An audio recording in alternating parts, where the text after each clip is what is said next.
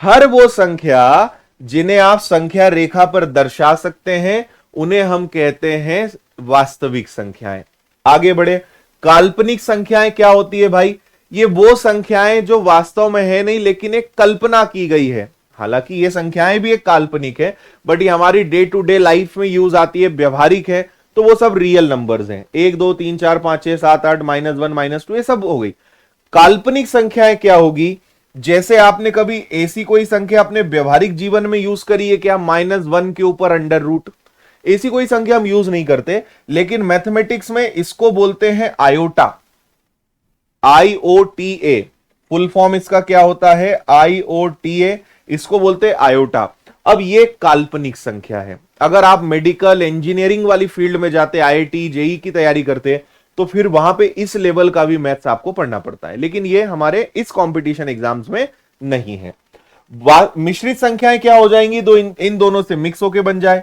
भाई मैंने कहा 5 प्लस आयोटा, अब ये क्या है? ये मिश्रित संख्या है। 5 क्या है? वास्तविक संख्या। आई क्या है? काल्पनिक संख्या। और अगर दोनों जुड़ गए तो क्या बन गया? मिश्रित संख्या, है ना। बस इतना इनको समझें और अब हम इसकी गहराई में जाएंगे और सिर्फ वास्तविक संख्याएं यानी जो रियल नंबर्स हैं, हम सिर्फ इनकी ही बात करने वाले हैं आज पूरे सेशन में। चलिए आगे बढ़ते हैं। अब देखिए वास्तविक संख्याएं जो हैं उनके कैसे कैसे क्लासिफिकेशंस है, बहुत डिटेल में मैं आपको पढ़ाऊंगा। और आप में से जिन लोगों ने पहली बार इस चैप्टर को पढ़ने जा रहे हो या मुझसे आप पहली बार पढ़ रहे हो, आप बोलोगे सर कितनी सारी चीजें जो हमें आज तक पता ही नहीं थी। आज बहुत सारी नई चीजें आप सीखेंगे अगर इस चैप्टर को आप पहली बार पढ़ रहे हैं तो, या मुझसे आप पहली बार पढ़ रहे हैं तो। देखिए अगर हम आगे बात करें तो यहां पे हमें काल्पनिक संख्याएं दो हिस्सों में बटा हुआ दिखेगा। एक होता है पूर्णांक जिसको हम बोलते हैं इंटीजर्स, और एक होता है दशमलव जिसको बोलते हैं डेसिमल। तो हम आ गए वास्तविक संख्या। अब वास्तविक संख्या के अंदर पूर्णांक, और अब पूर्णांक की गहराई में हम जा रहे हैं। फिर दशमलव के अंदर भी हिस्से हैं, उनको बाद में देखेंगे। तो पहले पूर्णांक को समझते हैं। पूर्णांक क्या है? आपको याद है हम एक नंबर लाइन स्कूल में ऐसी बनाया करते थे, इधर प्लस होता था, इसको हम कहते थे +1, फिर इसको कहते थे +2, और ये अनंत तक जाएगा। इसको कहेंगे -1, इसको कहेंगे -2, और ये भी अनंत तक जाएगा। इसी को बोलते हैं नंबर लाइन, संख्या रेखा। हर संख्या जिसे आप संख्या रेखा पर दर्शा सकते हैं, है ना, वो आपकी क्या हो जाएंगे? पूर्णांक के अंतर्गत आ जाएंगे, है ना। अब ये भी 3 प्रकार के हैं। अगर आप यहां ध्यान से देखें तो बीचों बीच आपको 0 दिखाई दे रहा होगा। बीचों बीच क्या दिख रहा है? 0। इधर जाओगे तो संख्याएं माइनस में है, इधर जाओगे तो संख्याएं प्लस में है, हाँ या ना। हर एग्जाम के लिए हम पढ़ रहे हैं। मैथ्स फाउंडेशन आपको जो मिला है ये हर एग्जाम के लिए, आप तो पढ़ने पे ध्यान लगाओ, है ना। तो इधर अगर जाओगे तो माइनस होगा, इधर अंत कहीं नहीं होगा, माइनस इनफाइनाइट। इसको आप चाहें तो माइनस इनफाइनाइट बोल सकते हैं, और इसको आप प्लस इनफाइनाइट बोल सकते हैं, यानी दोनों तरफ अंत जो है नहीं है ना। अब आप देखेंगे तो बीचों बीच में शून्य है। तो पूर्णांक जो होते हैं इन्हें हम इंटीजर्स बोलते हैं। प्लस, माइनस, 0, ये सारी संख्याएं क्या कहलाती हैं? पूर्णांक कहलाती हैं, यानी इंटीजर्स कहलाते हैं। तो अब ये 3 हिस्सों में बढ़ गए। भाई बीचों बीच क्या आया? 0। 0 के इस तरफ जितनी संख्याएं आएंगी उन्हें कहेंगे नेगेटिव इंटीजर्स, ऋणात्मक पूर्णांक। और 0 के इस तरफ जितनी संख्याएं आएंगी उन्हें क्या कहेंगे? धनात्मक पूर्णांक, यानी पॉजिटिव इंटीजर्स। बात समझ में आ रही है आपको, है ना। ऋणात्मक, धनात्मक, बीच में न्यूट्रल यानी 0। ये आपका 0 है, इधर सारे माइनस, इधर सारे प्लस, ये सब क्या कहलाते हैं? पूर्णांक कहलाते हैं। बात समझ में आ रही है?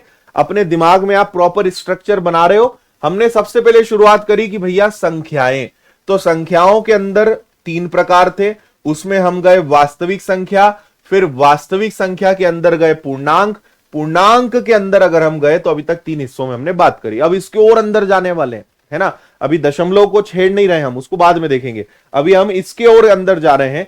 तो इसके अंदर 4 चीजें आपको सुनने को मिलेंगी। ये चारों चीजें जो हैं ये इंटीजर्स का ही पार्ट है, पूर्णांक का ही हिस्सा है। प्राकृत संख्या आप बचपन से सुन रहे हैं, पूर्ण संख्या बचपन से सुन रहे हैं, अभाज्य संख्याएं, भाज्य संख्याएं, ये तो भैया बहुत काम की चीजें हैं, मैं आपको समझा रहा हूं। देखिए, प्राकृत संख्याएं क्या होती हैं? प्राकृत संख्याएं शुरू होती हैं 1 से, वो भी प्लस, मतलब ये सारी धनात्मक संख्याएं होंगी। ये सारी कौन सी संख्याएं हैं? ये सारी धनात्मक पूर्णांक है, पॉजिटिव इंटीजर्स है, माइनस का यहां पे कोई भी आने वाला नहीं है। ठीक है, चल, तो यहां पे देखिए प्लस का 1 हो गया, प्लस का 2 हो गया, प्लस का 3 हो गया, और ऐसे करते करते मैं अनंत तक जाऊंगा, तो इन्हें कहेंगे प्राकृत संख्या, इन इंग्लिश नेचुरल नंबर्स, है ना। नेचुरल नंबर में, प्राकृत संख्या में कभी भी शून्य नहीं आता। लेकिन अगर मैंने कहा पूर्ण संख्या, होल नंबर, तो यहां 0 इंक्लूड होगा, तो 0 1 2 सब पॉजिटिव है, 3 4 से लेकर अनंत तक। क्या आपको दोनों में डिफरेंस समझ में आया? है ना। प्राकृत संख्याएं 1 से इनफाइनाइट, प्लस में पॉजिटिव, 1 से लेकर अनंत तक, लेकिन पूर्ण संख्या में केवल 0 और काउंट होता है, तो 0 से अनंत जाओगे तो वो होल नंबर्स कहलाएंगे, पूर्ण संख्याएं कहलाएंगी। 1 से अनंत तक जाओगे तो वो आपकी प्राकृत संख्याएं कहलाएंगी, नेचुरल नंबर्स कहलाएंगे। बात समझ आई आपके? बस इतना डिफरेंस है। इनसे आगे कैसे प्रश्न आते हैं, क्या है, सब बातें आगे करेंगे, सब चीज मैं आपको सिखाऊंगा, उसकी आप बिल्कुल चिंता ना करें। अभाज्य संख्याएं, या जिसको हम कहते हैं रूढ़ संख्याएं, रूढ़ शब्द भी बोला जाता है, अभाज्य भी होता है। परीक्षा में कई बार अभाज्य ना यूज करके रूढ़ शब्द का यूज करते हैं। In English this is known as prime number. Now what is prime number? देखो, सबसे छोटा जो प्राइम नंबर है वो आपको पता है क्या है, 2 है।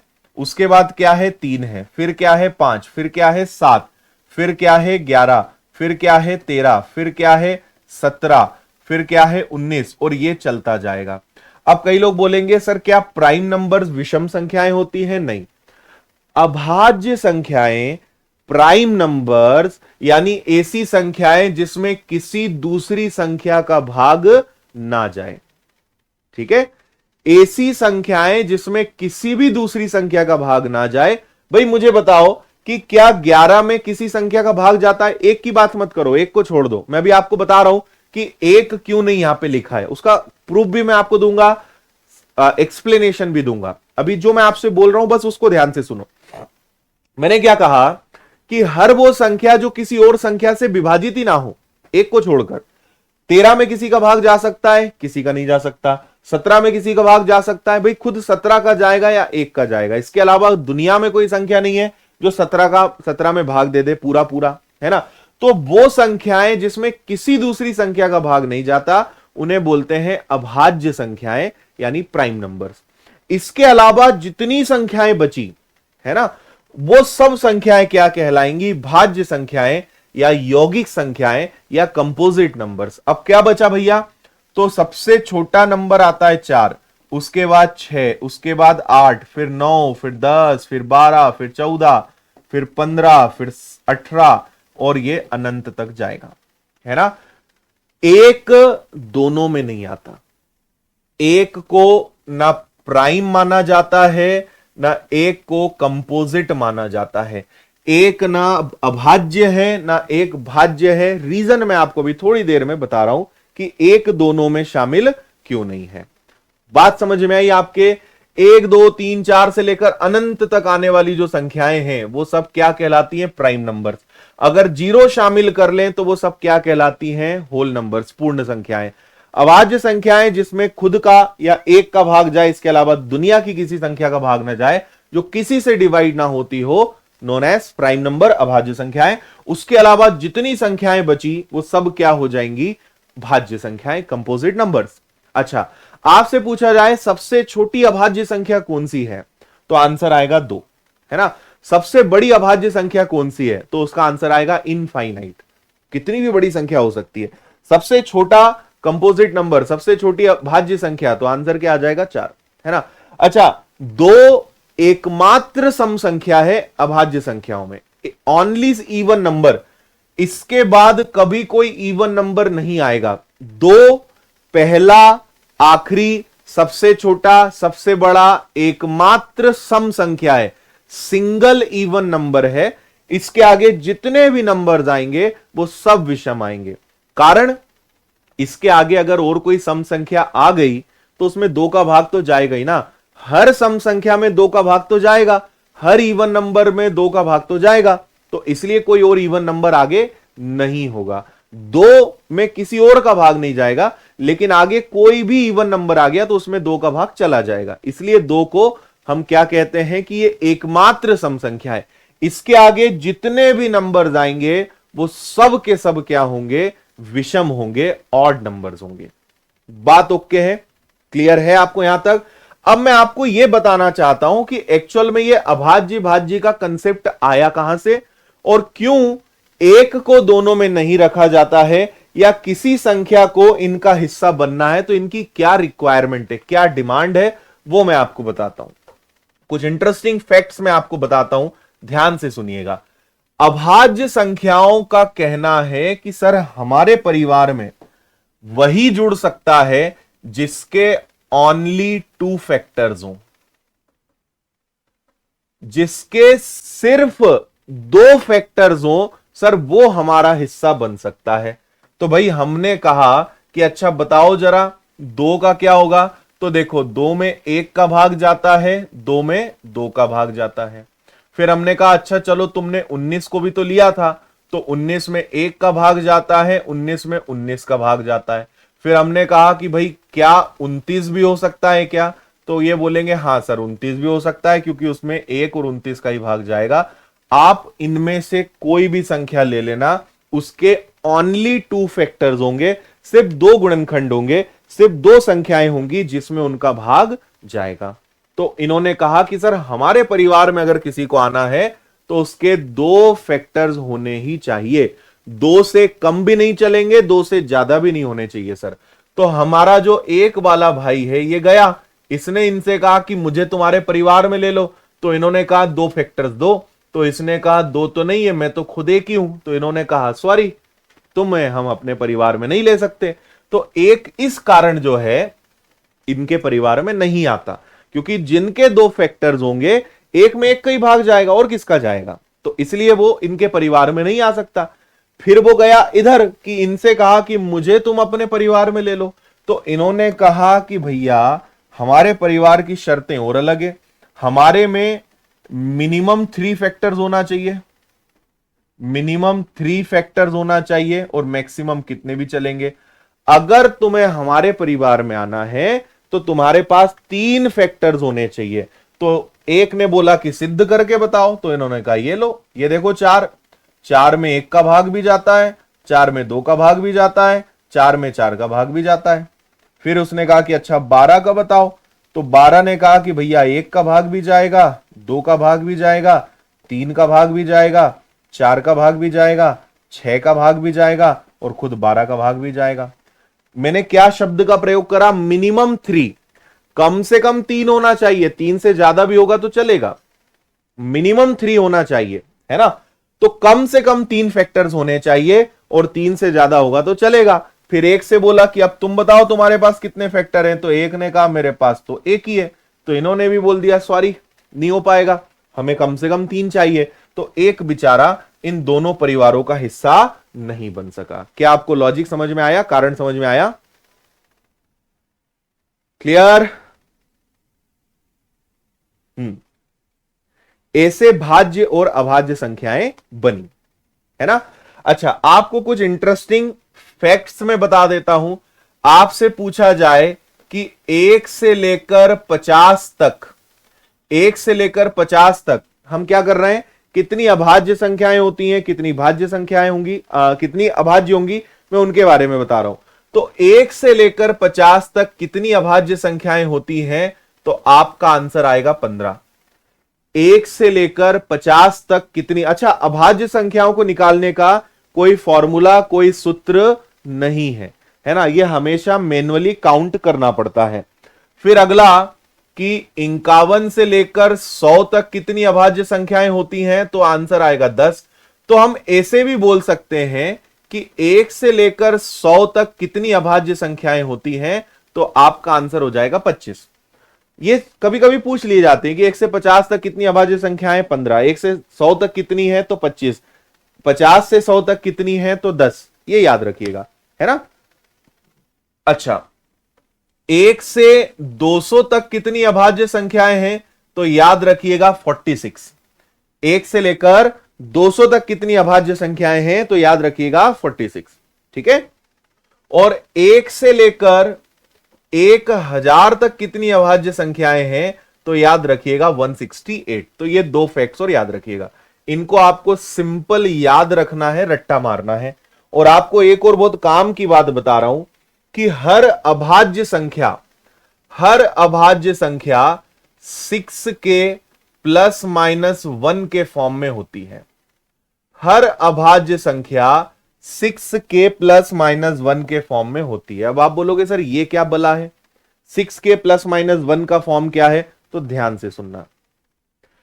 कोई भी अभाज्य संख्या ले लो, अगर आप k की वैल्यू 1 रख दोगे, अगर आप k की वैल्यू 1 रख दोगे, तो देखो 6 इंटू 1 6, 6 में से 1 गया तो 5 आएगा, 6 में 1 जुड़ा तो 7 आ गया। अच्छा, इसमें बस दो संख्याएं नहीं आ पाएंगी, और वो है आपकी शुरुआत की 2 और 3।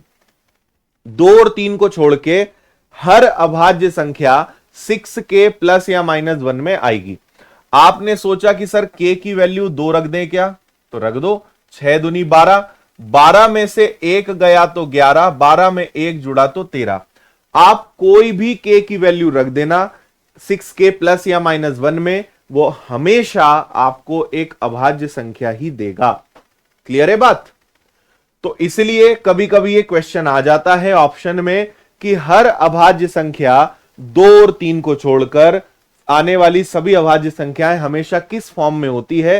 फिर ऐसे 4 ऑप्शन देंगे, तो आंसर आएगा 6 के प्लस या माइनस 1। के की वैल्यू आप 1 2 3 4 5 6 कुछ भी रख दो, वो हमेशा जो भी रखोगे वो कोई ना कोई अभाज्य संख्या ही आपको देकर जाएगा। ठीक है, करेक्ट। कोई दिक्कत परेशानी यहां तक आपको सारी बातें समझ में आई है ना। तो अभी तक हमने क्या चर्चा कर ली, एक बार फटाफट देख लेते हैं। सबसे पहले हमने शुरुआत करी कि भैया संख्याएं कितने प्रकार की होती हैं, उसके अंदर हम वास्तविक संख्याओं में गए, फिर वास्तविक संख्या के अंदर इंटीजर्स में गए, फिर इंटीजर्स में ऋणात्मक, शून्य और धनात्मक देखा। फिर हमने शून्य और धनात्मक को पकड़ा, तो उनके अंतर्गत natural numbers, whole numbers, prime numbers, composite numbers आ गए। फिर हमने सबसे इंपॉर्टेंट जो अभाज्य संख्याएं हैं इनको काफी डिटेल में देखा, कितनी कितनी होती हैं, फिक्स फॉर्म क्या होता है, और अभाज्य संख्याएं किसे कहते हैं, और एक इन दोनों में क्यों नहीं आता है, वो सब मैंने आपको कारण बताया। तो एक दोनों से भगा दिया गया, उसको दोनों ने एक्सेप्ट नहीं करा। अब एक और बहुत काम की बात है, ये बहुत जगह आपको यूज में आनी है, जिसका नाम है को प्राइम नंबर्स, जिसे हम कहते हैं सह अभाज्य संख्याएं। अब मैं आपको बता रहा हूं, ये नाम इसका जो रखा गया ना, इस कारण ये आपको ज्यादा कंफ्यूज करता है। आपको यहां दिखता है सह अभाज्य संख्या, और यहां आप जो अभाज्य शब्द दिख रहा है, इससे आप ज्यादा कंफ्यूज हो जाते हो। मैं आपको यह कहना चाहता हूं कि ये जो अभाज्य शब्द का प्रयोग इन्होंने करा है ना, इससे कंफ्यूज मत होना, कोई मतलब का नहीं है। नाम सह अभाज्य रखा है, लेकिन ऐसा नहीं है कि केवल अभाज्य संख्याएं लेनी है, भाज्य अभाज्य सब चलेगा, कुछ भी ले सकते हैं, कहीं कोई तकलीफ वाली बात नहीं है। ठीक है, मैं आपको कुछ एग्जाम्पल्स देता हूं, लेकिन इसके पहले मुझे आपको यह समझाना पड़ेगा कि एचसीएफ क्या होता है। ऐसी संख्याएं जिनका एचसीएफ 1 हो, या ऐसी संख्याएं जिनमें ओनली सिर्फ एक कॉमन हो, यह इसकी परिभाषा है। ऐसी संख्याएं जिनका एचसीएफ हाईएस्ट कॉमन फैक्टर 1 हो, या जिसमें सिर्फ एक कॉमन हो, दोनों का मतलब एक ही है, उन्हें बोलते हैं हम को प्राइम नंबर्स, है ना। अब आप बोलोगे सर कैसे, कुछ एग्जाम्पल दो। तो मैंने कहा 2 और 3, क्या ये को प्राइम नंबर्स हैं? यस। एचसीएफ का मतलब होता है हाईएस्ट कॉमन फैक्टर्स, ऐसी संख्याएं जिनमें केवल एक कॉमन निकले या सिर्फ एक का ही भाग दे सके। आप एक के अलावा इसमें किसी और संख्या का भाग दे सकते हैं क्या, जिसमें दोनों का भाग चला जाए? भाई उदाहरण के तौर पे मैंने कहा कि चलो मैं ले लेता हूं 14 और 22। क्या 14 और 22 को प्राइम नंबर्स हो सकते हैं? तो आपका आंसर आएगा नहीं। क्यों? सिर्फ एक का भाग जाना चाहिए या सिर्फ एक कॉमन होना चाहिए, लेकिन यहां तो दो का भाग जा सकता है ना। इन दोनों में एक का भाग भी जा सकता है, दो का भाग भी जा सकता है, तो ये को प्राइम नंबर्स नहीं है। अच्छा, क्या 14 और 23 को प्राइम हो सकते हैं? हां, क्योंकि इनमें सिर्फ एक का भाग जाएगा, या इनका एचसीएफ एक होगा, या इनमें एक ही कॉमन निकलेगा। एक कॉमन निकलने का मतलब भी हम आपको और गहराई में बता देते हैं। भाई अगर मैं 14 के गुणनखंड करूं तो 14 बना है, 14 का क्या हो सकता है? 1 गुणा 2 गुणा 7। 23 क्या हो सकता है? 23 हो सकता है 1 गुणा 23। तो दोनों में कॉमन क्या निकला मेरे भाई? दोनों में कॉमन निकला एक। अब तुम इधर आ जाओ, 14 के गुण टुकड़े करो तो 1 2 और 7, 22 के टुकड़े करो तो 22 के टुकड़े होंगे 1 2 और 11, तो इनमें एक भी कॉमन है, इनमें दो भी कॉमन है। ये गलत है। केवल क्या होना चाहिए? ओनली वन कॉमन होना चाहिए, उसके अलावा कुछ भी कॉमन नहीं होना चाहिए। इसे कहते हैं हम को प्राइम नंबर्स, सह अभाज्य संख्याएं। भले अभाज्य संख्याएं प्राइम वर्ड यूज करा है, लेकिन भाज्य अभाज्य सभी संख्याएं आप ले सकते हैं। ठीक है, लगातार हो कुछ भी हो कोई फर्क नहीं पड़ता, कहीं से भी कुछ भी उठा लो। भाई मैंने कहा कि क्या 3 और 103 ये सह अभाज्य हो सकते हैं, को प्राइम हो सकते हैं? तो आपका आंसर आएगा हां सर हो सकते हैं। इनमें कुछ कॉमन नहीं निकलना है, दोनों में एक के अलावा कुछ कॉमन नहीं निकलना है, तो ये दोनों क्या हो जाएंगे? को प्राइम नंबर्स हो जाएंगे। मुझे उम्मीद है आपको समझ में आया होगा, ये आगे कई जगह पे काम आएगा, है ना। नाम पे मत जाइए, कंसेप्ट को समझिए। जैसे ही उन्होंने कहा को प्राइम नंबर, तो आपके दिमाग में आ जाना चाहिए कि केवल एक कॉमन होना चाहिए, सिर्फ एक का भाग जाना चाहिए और किसी संख्या का भाग नहीं जाना चाहिए। मैंने कहा कि चलो भैया 55 और 60 क्या ये को प्राइम हो सकते हैं? नहीं हो सकते, क्योंकि दोनों में 5 का भाग भी चला जाएगा। ठीक है,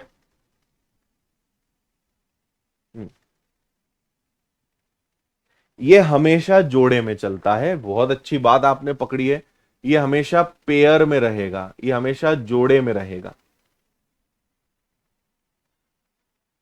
ठीक है,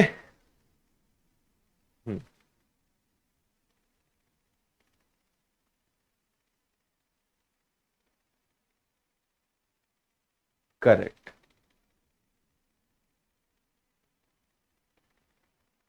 हाँ, चलें भाई आगे आइए। अब हम आते हैं, अब आप किसके अंतर्गत आ रहे हो बात समझना ध्यान से। अब हम आ रहे हैं दशमलव के अंदर, डेसिमल के अंदर, है ना। अच्छा, एक इसमें आपको मैं बता दूं कि इसके कुछ अपवाद भी हैं, है ना। कुछ कुछ नंबर्स ऐसे भी आगे आएंगे, हर प्राइम नंबर इसी में आएगा, लेकिन इसके अंतर्गत कुछ कुछ अपवाद भी होते हैं। जैसे आप के की वैल्यू अगर 4 रखोगे तो कभी कभी अपवाद भी आएंगे, है ना।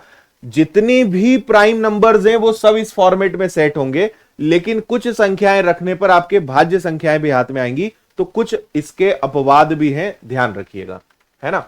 चलिए, अब हम किसके अंतर्गत आ रहे हैं? अब हम दशमलव के अंदर है। अब हम वापस ऊपर आए, हम इसकी पूर्णांक की गहराई में गए 100 फीट अंदर, अब वापस ऊपर आए, अब दशमलव की गहराई में हम जाएंगे, है ना, डेसिमल की गहराई में जाएंगे। इसके अंतर्गत देखते हैं क्या क्या चीजें आती हैं। तो दशमलव दो हिस्सों में बटे हैं, शांत और अशांत।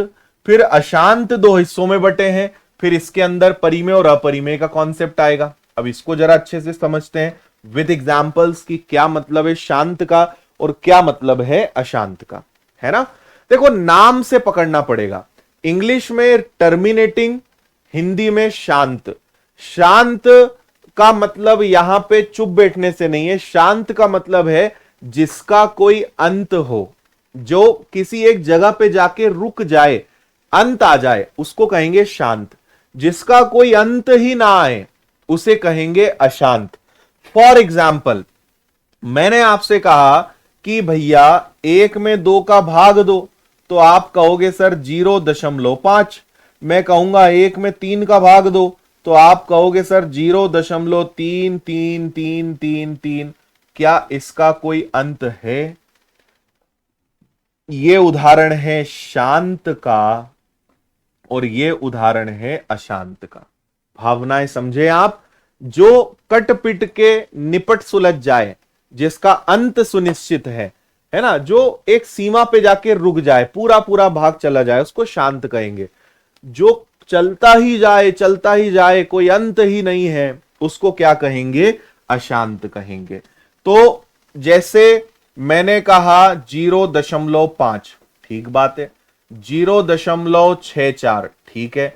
0.125, ठीक है। इनका अंत है, इससे आगे नहीं है। लेकिन अशांत में क्या होगा?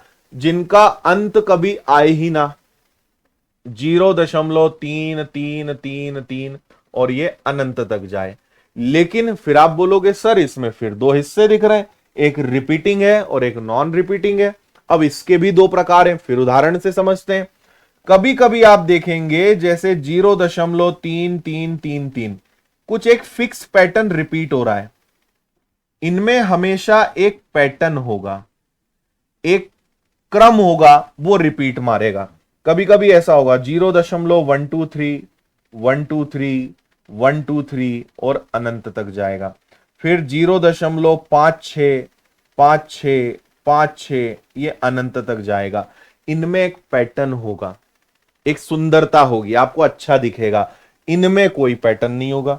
ये तो कुछ तो भी भागेंगे, है ना, ये ऐसे भागेंगे 0 कभी कभी होता है ना, कुछ भी आ रहा है 6 7 1 3 5 4 9 2 3 3 4, कुछ भी आ रहा है, कुछ भी आ रहा है, इसको बोलेंगे नॉन टर्मिनेटिंग, नॉन रिपीटिंग, है ना। ना कोई अंत है, ना कोई सुंदरता है, ना कोई पैटर्न है, कुछ भी चल रहा है और ना खत्म होने की बात कर रहा है। ये भी कभी खत्म नहीं होंगे, लेकिन सुंदर है, दिखने में अच्छे लग रहे हैं, पैटर्न है ना, और इनका तो अंत है। क्या तीनों बातें समझ में आई आपके? शांत जिनका अंत है ना, जो एक जगह पे जाके थम जाते हैं। ये दोनों नहीं थमते, लेकिन एक सुंदर है और एक कोई काम का नहीं है अपने। समझ में आई बात? अब इनकी गहराई में चले, है ना। अब यहीं से पता है क्या है, एक बार का कंसेप्ट निकल के आता है। आपने कभी ध्यान दिया है? कभी कभी हम क्या करते हैं, जैसे ये है, इसको हम कह सकते हैं 0.3 के ऊपर बार। बार का मतलब ही होता है जो बार बार आए। इसको भी पढ़ेंगे इस चैप्टर में डिटेल में। आपके एग्जाम में से क्वेश्चन आते हैं कि 0.125 में 25 के ऊपर बार है, इसको हल करिए, सिखाऊंगा मैं आपको ये कैसे। लेकिन बार कब लगाते हैं? जब कोई नंबर बार बार आए, तब बार लगाते हैं। जैसे 1 2 3 1 2 3 रिपीट मार रहा है, तो हम क्या कहेंगे कि भैया 1 2 3 रिपीट हो रहा है। हमने कहा 5 6 5 6 रिपीट हो रहा है, तो 5 6 5 6 रिपीट हो रहा है, उसके ऊपर बार लगा दो। ऐसा भी होता है, ठीक है। इन पे भी बार लग सकता है, ठीक है, लेकिन मैं आगे आपको अभी बताऊंगा कैसे होगा। जब कोई संख्या बार बार आए तो वो हो जाएगा। क्लियर? अब दो चीजें हम पहले समझते हैं, एक है परिमेय संख्या, एक है अपरिमेय संख्या। One is terminating and one is rational and one is irrational. ऐसी संख्याएं जिन्हें P/Q के फॉर्म में लिखा जा सकता है, उन्हें कहते हैं परिमेय संख्याएं। ऐसी संख्याएं जिन्हें P/Q के फॉर्म में नहीं लिख सकते हैं, उन्हें क्या कहते हैं? अपरिमेय संख्याएं कहते हैं, है ना। दोनों बातें ध्यान से सुनना। ऐसी संख्याएं जिन्हें P/Q, जिसको भिन्न में लिख सकते हो, फ्रैक्शन में लिख सकते हो, उसे कहते हैं परिमेय संख्या। जिन्हें भिन्न में नहीं लिख सकते, उन्हें आप कहेंगे अपरिमेय संख्याएं। बात समझ में आ रही है? चलो, उदाहरण के तौर पर हमने कहा 3/4, हमने कहा 5/6, हमने कहा 11/115। ऐसे हजारों उदाहरण हो सकते हैं। भिन्न में लिखने जाने वाली संख्याएं परिमेय संख्याएं, है ना। यहां आ जाओ, जिसको भिन्न में नहीं लिखा जा सके, भाई मैंने कहा √2। अब √2 की वैल्यू 1.414 और ये अनंत तक होती है, कुछ नहीं हो सकता। हमने कहा √3। अच्छा, हम ऐसे भी कह सकते हैं कि जैसे 4 है तो 4 को भी तो 4/1 लिख सकते हैं, ये भी परिमेय है ना भाई। √3 है तो √3 का मतलब क्या होता है 1.732 और अनंत तक जाएगा, है ना। हमने कहा √4, अब √4 की वैल्यू 2 है, 2 का वर्ग है और इसको 2/1 लिख सकते हैं, तो ये तो p/q के फॉर्म में हो गया ना, p/q के फॉर्म में हो गया, मतलब ये क्या है, ये परिमेय संख्या है ना। तो वर्गमूल के अंदर, घनमूल के अंदर आने वाली वो संख्याएं जो किसी परफेक्ट नंबर के, पूर्ण संख्या के वर्ग घन नहीं होते, वो सब इसके अंतर्गत आएंगे। एक और बहुत बड़ा कंफ्यूजन होता है पाई। अब देखिए पाई के 2 मान होते हैं, एक बात हो गई स्वयं पाई की, एक बात हो गई 22/7 की, और एक बात हो गई पाई का मान 3.14 भी होता है और ये अनंत तक जाता है ना। पाई अपने आप में 3 चीजों को रिप्रेजेंट करता है। पहला तो पाई खुद एक संकेत है, एक सिंबल है। पाई का मतलब होता है 22/7, अगर इसको आप भिन्न में कन्वर्ट करोगे तो 22/7, दशमलव में कन्वर्ट करोगे तो 3.14।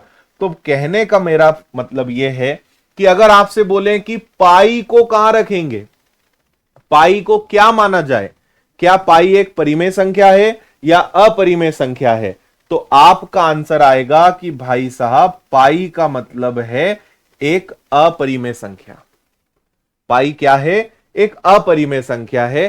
पाई का वास्तव में जो मतलब होता है ना, वो होता है 3.14, शायद इसके बाद 1.5 और ये अनंत तक जाता है ना।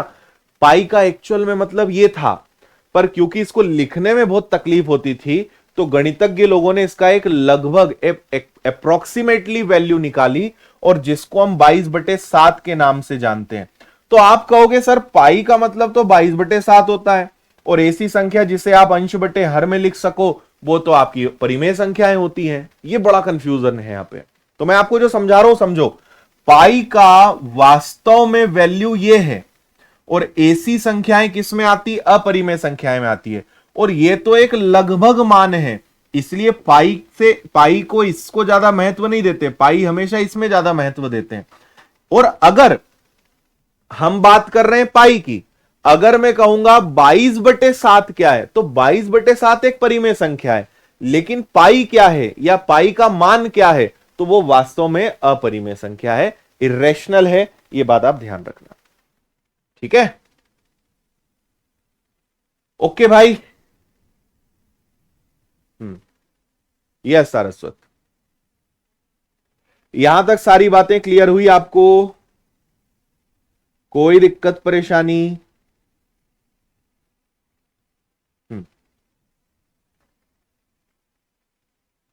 देखो 22/7 एक फ्रैक्शन है, भिन्न है, सही है।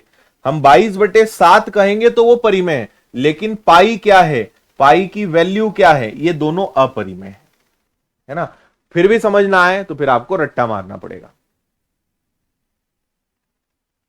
हाँ 3.14 को लिख सकते हैं, नहीं आशीष, 3.1415 अनंत तक जाता है, तो आप इसको भिन्न में नहीं बदल सकते।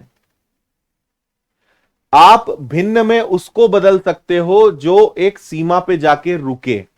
भाई मैंने कहा कि 2.45, तो इसके आगे कुछ नहीं, इतना ही है, तो मैं इसको लिख सकता हूं 245/100, लेकिन 2.456389413125, क्या करोगे, इसका अंत ही नहीं है, आप इसको भिन्न में नहीं लिख सकते, है ना।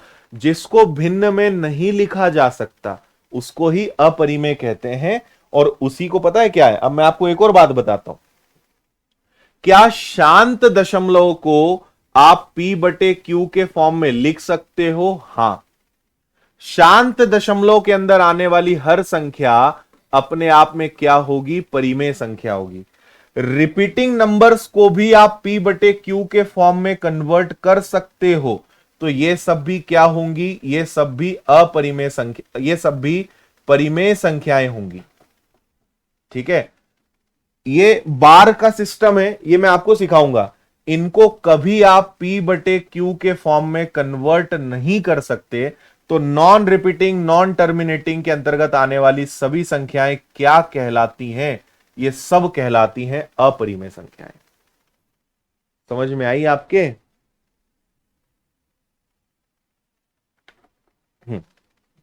क्लियर? इन्हें आप फ्रैक्शंस में कन्वर्ट कर सकते हो. You can also convert this numbers into fractions, but you can never convert this numbers into fractions. आप इनको भिन्न में नहीं बदल सकते. That's why this all are अपरिमेय, इरेशनल. ये रैशनल है, ये रैशनल है, ये दोनों क्या है? परिमेय है. Okay, done. चलो, मेरे ख्याल से टाइम काफी करीब हम पहुंच चुके हैं. आपको आज अब एक छोटा सा काम करना है ना? आपको अब कल यूनिट डिजिट में आपको पढ़ाऊंगा. आपको डेली में जो पढ़ाता हूं उसको आपको रिवीजन करने की आदत बनानी है. दूसरा, उससे ज्यादा महत्वपूर्ण काम है कि आपको डेली क्लास अटेंड करनी है. आप लाइव देखिए, समय है तो. आपके पास समय नहीं है, आप बाद में रिकॉर्डेड देखिए, कोई फर्क नहीं पड़ता, दोनों में कोई डिफरेंस नहीं है. लाइव क्लास पढ़े, रिकॉर्डेड पढ़े, सिलेक्शन दोनों से होगा, कोई फर्क नहीं पड़ता. सबसे ज्यादा इंपॉर्टेंट यह है कि आप क्लास डेली अटेंड करें. रोज का काम रोज खत्म करें, चाहे लाइव देखें चाहे रिकॉर्डेड देखें. हर लाइव क्लास खत्म होने के बाद माय कोर्सेस के अंदर आपने जो कोर्स लिया है उसके अंदर जाइए, सब क्लासेस उसके अंदर दिख जाएगी. आराम से एप्लीकेशन को खूब छानबीन करो, हर चीज देखो. तो डेली रिवीजन अटेंड, आपको रिवीजन करना है खुद से. डेली क्लास देखनी है, रिवीजन चाहे तो वीडियो से करें. आपको अभी ये कंप्लीट पीडीएफ मिल जाएगी, ये पीडीएफ आप डाउनलोड भी कर सकते हो. तो आप पीडीएफ से रिवीजन कर सकते हैं, वीडियो से रिवीजन कर सकते हैं. जैसा समय आपके पास है, जैसी श्रद्धा भक्ति हो, वैसे आप कर सकते हैं. ठीक है? क्लास के खत्म होते ही रिकॉर्डेड क्लासेस माय कोर्सेस के अंदर मिलेगी, वहां पे आप अच्छे से छानबीन करिएगा. डे टू डे क्लासेस आपको मिलेंगी, क्लासेस की पीडीएफ आपको मिलेंगी. और एक समय पे दो दो क्लास चल रही है, उसका कारण मैं बता चुका हूं कि आपको मैथ्स फाउंडेशन, ये जो क्लास है ये मैथ्स फाउंडेशन का पार्ट है. आपको मैथ्स फाउंडेशन का कोर्स फ्री मिला है, इसीलिए मैथ्स फाउंडेशन की क्लासेस भी आपको दूसरी क्लासों, केवल मैथ्स की क्लास जो है दूसरी क्लास के साथ जो है वेरी करेगी, मतलब ये आप उसको काटेगी. तो आप ध्यान रखें, कोई भी एक क्लास अटेंड करें, एक क्लास आप बाद में रिकॉर्डेड देख लें. ठीक है? अच्छा, दीक्षा जी एक दो दिन जरा आराम से पढ़िए. मेरा आपसे बस एक ही निवेदन है, दो तीन दिन पेशेंस के साथ बस पढ़िए, आपके सब चीजें क्लियर होंगी. पहले दिन ज्यादा इम्पेशेंट नहीं होना है, खूब घबराना नहीं है, बहुत ज्यादा टेंशन नहीं लेना है, ऐसा हो रहा है वैसा हो रहा है. एक दो दिन में आप कंफर्टेबल हो जाओगे, ऐप का सारा सिस्टम समझ लोगे, सारे टीचर से ट्यूनिंग हो जाएगी, सिस्टम पूरा समझ में आ जाएगा. आज 1 बजे मैं एसएससी, व्यापम, एसआई कांस्टेबल जो नए बैच से चालू है उनसे 1 बजे मिलूंगा. 1 बजे उसमें मैथ्स की मेरी क्लास रहेगी जो लाइव फ्रॉम क्लासरूम रहेगी, तो 1 बजे फिर से मैं मिलूंगा. मैथ्स फाउंडेशन में अपना समय यही रहेगा, हम इसी समय पे मिलेंगे. एक दो दिनों में आप कंफर्टेबल हो जाओगे, घबराओ मत, इतना टेंशन मत लो, नन्ही सी जान पे इतना जोर नहीं डालना है, ऐसा हो रहा है वैसा हो रहा है. पहला दिन है, समझें, पेशेंस से सारी चीजों को समझें, धैर्य रखें, गहरी सांस लें, सुबह सुबह 2-4 दिन योगा करें, सब ठीक हो जाएगा. ठीक है? और अगर इसके बावजूद भी किसी प्रकार की आपको दिक्कत आती है तो मैं आपको हमारी सपोर्ट टीम का सिस्टम समझा देता हूं. आपको कोई डाउट है, आपको समझ ही नहीं आ रहा है, पीडीएफ नहीं खुल रही, ऐप चलाते नहीं बन रही, तो आपको मेल करने की आदत बनानी पड़ेगी. हमारी एक पूरी डेडिकेटेड टीम है. आप support@winnersinstitute.in, कोई भी दिक्कत परेशानी है, टेक्निकल इशू है, इस पर मेल करिए, अपनी समस्या बताइए, टीम आपकी मदद करेगी, आपकी समस्या को दूर करेगी. तो मेल करना है, कॉल नहीं करना है. मुझे इंस्टाग्राम पे, कई लोग मुझे इंस्टाग्राम पे मैसेज करते हैं, सर फलाने फलाने कोर्स की मेरी पीडीएफ मुझे खोलते नहीं बन रही. अब मैं आपको क्या वहां पे मदद करूंगा? तो यहां आप मेल करिए. आप लोग की आदत क्या होती है, सब जगह मेल और मैसेज डाल देते हो, और जहां जो प्रॉब्लम सॉल्व करने के लिए लोग बिठाए उनको कुछ बताते ही नहीं हो. तो आप यहां पे मेल करिए, ये सपोर्ट टीम है, ये आपकी पूरी मदद करेंगी और आपकी हर समस्या को दूर करेंगी. है ना? देखो, टेक्नोलॉजी है, आप में से लगभग सब लोग कई किलोमीटर दूर बैठे हुए हैं, कभी कभी कुछ कुछ दिक्कत आएगी, लेकिन उसको दूर करने के लिए हम है ना, तो चिंता नहीं करना है. और कई बार क्या होता है कि आपको एप्लीकेशन के फीचर समझ नहीं आते, आप बेवजह परेशान होते हो, भला बुरा विनर्स को बोलते हो, बाद में पता चलता है कि ऐप चलाते ही नहीं आ रही थी. है ना? तो एक दो दिन पेशेंस रखिए, सब सीख जाएंगे. जो आपसे कहा है वो सब आपको मिलेगा, जो नहीं कहा है उससे भी ज्यादा आपको मिलेगा. कोई दिक्कत परेशानी आए तो मैं हुई आपके साथ, चिंता नहीं करना है ना? ना संदेह की नजरों से देखना है, ना संदेह करना है, ना टेंशन लेना है, ना जोर डालना है. नहीं समझ में आ रहा है, 1-2 दिन चलाओ, नहीं बने तो मुझे बताओ कि सर मैं खूब पच लिया, हो गया, मुझसे नहीं समझ में आ रहा, मैं बता दूंगा आपको। मैं तो आपसे रोज मिलूंगा ही, है ना। तो आप चिंता ना करें, ना आपके साथ कोई फ्रॉड होगा। कई लोग तो घबराते हैं, फ्रॉड तो नहीं हो गया, पैसा तो नहीं डूब गया, क्या हो जाएगा, कुछ नहीं होगा, है ना। तुम्हारे 200, 400, 500, 1000, 1500 लेके कोई कुछ नहीं कर पाएगा। चिंता ना करें, हम आपके साथ हैं, हर चीज आपको पूरी संभव मदद करेंगे। आपकी पढ़ाई बहुत अच्छे से होगी, शानदार होगी, निश्चिंत रहें आप हमेशा। ठीक है, घबराना नहीं है। ओके, ठीक है, और 2-3 दिन पेशेंस रखिए, सब बातें आपको क्लियर हो जाएंगी। ओके, चलो तो अभी सेशन खत्म करते हैं। ये मैथ्स फाउंडेशन की नंबर सिस्टम की क्लास नंबर 2 कल होगी। कल हम यूनिट डिजिट यानी इकाई अंक पढ़ेंगे। इकाई अंक में किस प्रकार के प्रश्न आते हैं आपको दिखा देते हैं। ये इस प्रकार के जो खतरनाक खतरनाक सवाल आते हैं ना, ये कल हम आपको करना सिखाएंगे और आप बोलोगे इतना आसान था ये।